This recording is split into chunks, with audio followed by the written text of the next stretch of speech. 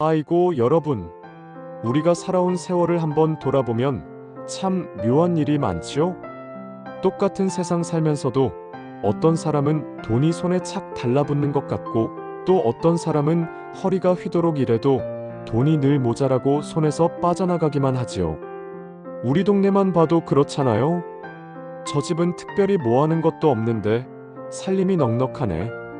저 집은 아침부터 밤까지 부지런히 사는데도 늘 쪼들리네.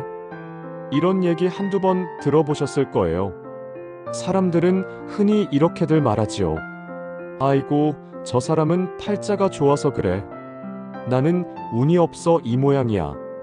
저 집은 사업 수완이 좋아서 잘 사는 거지. 물론이지요. 운도 필요하고 재주도 필요합니다. 하지만 불가에서는 그렇게 간단하게만 보지 않아요. 불가에서는 사람마다 그릇의 크기가 다르다고 하지요. 부처님 말씀에 이런 구절이 있어요. 작은 그릇에는 큰 물을 담을 수 없고 넓은 그릇에는 큰 복을 담을 수 있다. 내가 아무리 재물이 들어와도 내 마음의 그릇이 작으면 그 재물이 오래 머물지 못하고 금세 넘쳐 흘러버리는 거예요. 반대로 아무리 작은 복이라도 내 그릇이 넓으면 그 안에 차곡차곡 쌓여서 나중에는 큰 복이 되는 거죠. 그럼 그릇을 넓히는 방법은 뭘까요? 그 답이 바로 오늘 우리가 나눌 이야기예요. 돈복 없는 사람들의 공통점은 바로 자비와 나눔을 남에게 주지 않는 것. 그게 그들의 가장 큰 한계고 복을 막는 원인이랍니다. 자비경에는 이렇게 쓰여 있어요. 일체 중생을 제 어머니처럼 여기라. 이 말씀은 세상 모든 것을 내 가족처럼 여기고 자비로 대하라는 가르침이지요. 모든 존재를 어머니처럼 대할 수 있다면 그 사람의 마음은 자연스레 넓어지고 그릇도 커질 수밖에 없어요. 오늘은 세 가지를 함께 나눠볼게요. 첫째, 돈복 없는 사람들의 공통점이 뭔지. 둘째, 부처님이 말씀하신 부자의 그릇을 키우는 방법은 무엇인지. 셋째, 우리가 실제로 함께 해볼 수 있는 자비 명상 실습이에요. 그리고 중간에는 실제 사례, 나눔 없는 삶의 결말을 보여주는 이야기도 들려드릴게요. 돈복 없는 사람들의 공통점.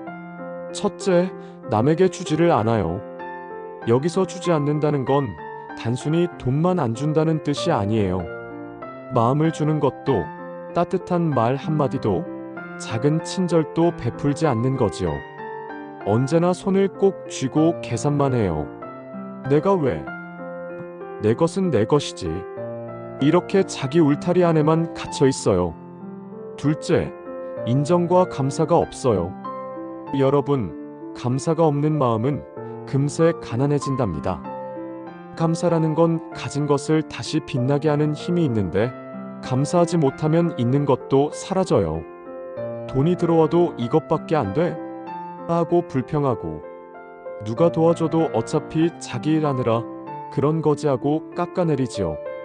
그러니 기운이 메말라 버리고 얻을 복조차 스스로 끊어내는 거예요. 셋째, 외로워요. 사람이 주지 않으면 결국 받지도 못해요. 돌아오는 정이 없고 금세 주변이 텅 비어버려요. 돈도 사람 사이를 흘러 돌아야 하는데 마음이 닫혀서 흐르지 못하니 결국 돈도 관계도 다 막혀버리는 거지요. 부처님은 이렇게 말씀하셨어요. 탐욕은 가난을 낳고 나눔은 불을 낳는다. 재산만 쌓는 게 능사가 아니라는 거예요. 마음을 쌓고 자비를 베풀어야 비로소 누구도 빼앗을 수 없는 복이 쌓인답니다. 사례 나눔 없는 삶의 결말. 내가 아는 실제 한 집안 이야기를 들려드릴게요. 한 70대 아버지가 계셨어요. 그분은 젊어서 정말 부지런히 사셨지요. 남보다 먼저 일어나고 남보다 늦게 잠들 만큼 고생하며 집안 살림을 일으켰어요. 돈도 남들보다 많이 모았고요. 그런데 문제는 그 돈을 나누지를 않았어요. 가족이 아무리 어려워도 단 한 푼도 꺼내주지 않았지요. 자식이 대학 등록금이 없어 울면서 빌어도 내가 죽었을 때 주마. 아내가 아파도 병원비는 고사하고 약값조차 내지 않았어요. 돈 아끼면 병도 이겨낼 수 있다. 그분은 평생 이렇게 말씀하셨대요. 내가 죽을 때 이 돈은 전부 나와 함께 간다. 결과가 어떻게 됐을까요? 자식들이 하나둘 아버지를 피했어요. 부모와 자식 간의 정은 이미 끊어졌지요. 마지막 임종 때조차 아무도 곁에 없었어요. 남긴 건 돈뭉치뿐이었지요. 그런데 그 돈은 결국 상속소송으로 흩어졌고 가족은 더 갈라섰어요. 돈은 남겼지만 복은 남기지 못했던 거예요. 결국 그분은 외롭게 돌아가셨지요. 여러분, 이게 바로 자비 없는 삶, 나눔 없는 삶의 결말이에요. 돈은 사람을 모아주기도 하지만 나눔이 없으면 오히려 사람을 쫓아내요. 복 없는 분은 오래가지 못한답니다. 부자의 그릇을 키우는 방법. 그럼 어떻게 해야 내 그릇을 키우고 돈과 복이 머무는 사람이 될 수 있을까요? 부처님은 세 가지 길을 말씀하셨어요. 첫째, 말의 자비. 말은 공짜예요. 그런데 그 어떤 보석보다 귀한 복을 낳지요. 수고 많으셨어요. 고맙습니다. 당신 덕분에 행복해요. 이런 말들은 돈 한 푼 안 들지만 듣는 이의 가슴은 따뜻해지고 관계는 단단해져요. 살다 보면 돈이 없어도 말 한마디만 잘해도 문이 열리고 인연이 맺어지는 법이지요. 둘째, 행동의 자비. 길에서 무거운 물건을 들어주는 것, 자리를 양보하는 것, 남의 허물을 감싸주는 것. 이런 작은 행동 하나하나가 복이 돼요. 내가 크게 뭘 해야 하나가 아니에요. 작은 행동이 쌓여 결국은 큰 그릇을 만드는 거지요. 셋째, 물질의 자비. 가진 게 많든 적든 흘려보내야 돈이 다시 흘러와요. 물을 생각해 보세요. 물이 고이면 썩어요. 흐르면 맑아지고요. 마찬가지로 돈을 꽉 쥐면 막히지만 나누면 다시 돌아오는 법이에요. 이 세 가지 말, 행동, 물질의 자비야말로 부자의 그릇을 키우는 길이랍니다. 자비 명상 실습. 이제 여러분과 함께 조금 더 길게 자비 명상을 해볼게요. 눈을 뜨고 계셔도 괜찮고 가볍게 눈을 감으셔도 괜찮아요. 중요한 건 마음을 오늘 이 순간 바로 여기에 머물게 하는 거예요. 1단계 호흡 알아차리기. 먼저 호흡을 바라봅시다. 숨이 들어올 때, 아, 들어오는구나. 숨이 나갈 때, 아, 나가는구나. 억지로 조절하려 하지 마세요. 숨은 원래 저절로 들어오고 저절로 나가는 거예요. 그저 지켜보는 것만으로 충분해요. 혹시 마음이 다른 생각으로 흘러도 괜찮아요. 그저 다시 부드럽게 호흡으로 돌아오면 돼요. 마치 집 나간 아이가 돌아오듯 내 마음을 다시 호흡 자리에 앉혀주세요. 2단계 자기 자신에게 자비 베풀기. 이제 그 호흡 위에 자비의 마음을 실어볼게요. 우선 나 자신에게 이렇게 빌어봅시다. 마음속으로 조용히 따라 해보세요. 나 자신이 건강하기를. 나 자신이 평화롭기를. 나 자신이 행복하기를. 살면서 우리는 늘 남을 먼저 챙기느라 때로는 자신을 돌보지 못하곤 해요. 오늘 이 시간만큼은 나 자신도 소중한 존재로 품어줍시다.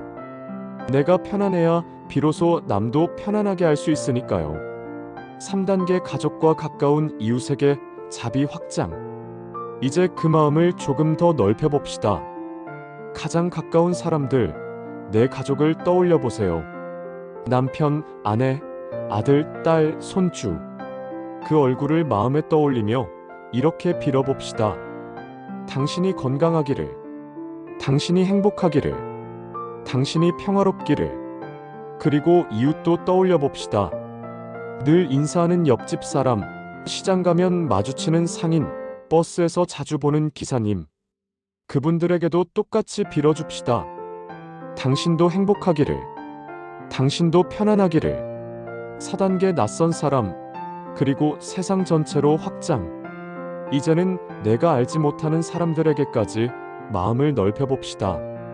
길에서 스쳐간 사람, 함께 같은 공기 속에서 살아가는 모든 생명체들. 그 수많은 존재들에게도 같은 마음으로 빌어봅시다.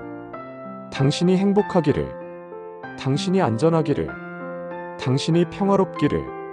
이 마음은 국경도 넘고 언어도 넘고 피부색도 넘어가는 거예요.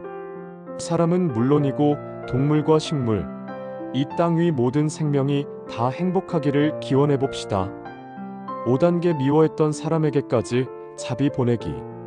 마지막으로 나를 괴롭혔던 사람, 마음에 걸림을 남겼던 사람을 떠올려 봅시다. 혹은 지금도 내 마음속에 원망이 남아있는 사람일 수도 있고요. 마음이 처음에는 거부할 수도 있어요. 괜찮아요. 억지로 용서하려 하지 않아도 돼요. 다만 아주 작은 틈만 내어줍시다. 그리고 조심스럽게 이렇게 빌어봅시다. 당신도 결국 행복하기를. 당신도 결국 괴로움에서 벗어나기를. 이때 내 마음이 더없이 넓어집니다. 나를 힘들게 한 일을 향해서까지 자비를 보낼 수 있다면 내 그릇은 이미 큰 바다만큼 넓어진 거예요. 마무리 정리. 다시 호흡으로 돌아옵시다. 숨이 들어오고 나가는 그 박자 위에 마음을 안정시켜요. 지금 이 순간 내 안의 긴장은 조금 풀리고 가슴은 한층 부드럽게 열리며 내 마음의 그릇은 어제보다 더 커졌어요. 이제 천천히 눈을 뜨며 이 자비의 마음을 오늘 하루 그리고 남은 삶의 길 위에 가져가길 바랍니다. 4부 마무리. 오늘 우리가 나눈 이야기를 정리해 볼게요. 돈복 없는 사람들의 공통점은 자비와 나눔을 주지 않는 거예요. 그 결과 돈도, 관계도, 복도 모두 사라지지요. 하지만 자비를 실천하면 마음이 치유되고 관계가 회복되며 돈의 흐름도 열린다는 거예요. 오늘의 화두를 드릴게요. 나는 얼마나 자비를 베풀고 있나? 나는 얼마나 내 것을 나누고 있나? 오늘 하루 작게라도 베풀어 보세요. 길을 걸으며 고맙습니다 하고 인사하는 것, 작은 나눔 하나면 충분해요. 그게 바로 진짜 돈복, 부자의 그릇을 키우는 길이랍니다.